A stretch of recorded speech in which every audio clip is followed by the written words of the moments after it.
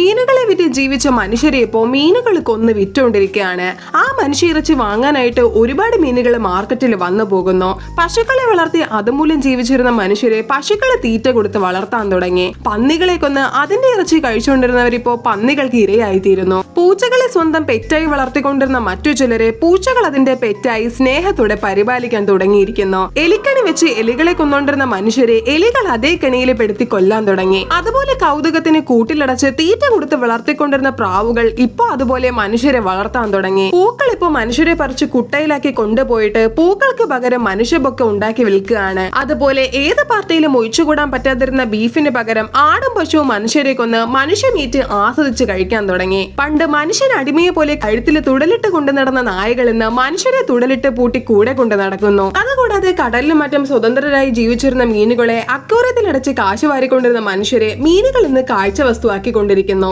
ഇതിലും ഭയാനകം എന്താന്ന് വെച്ചാൽ നമ്മൾ ആസ്വദിച്ച് കഴിച്ചുകൊണ്ടിരുന്ന KFC ഇപ്പോ ആസ്വദിച്ച് കഴിക്കുന്നത് കോഴികളാണ്. അത് മനുഷ്യരെ ഫ്രൈ ചെയ്ത് കെൻറ്റക്കി ഫ്രൈഡ് ചിക്കൻ എന്ന പേരിൽ. അപ്പൊ ഇതുപോലെ എന്തെങ്കിലും റിയാലിറ്റി റിവേഴ്സ് ആയാല് എന്താകുമെന്ന് നിങ്ങൾ ചിന്തിച്ചിട്ടുണ്ടോ?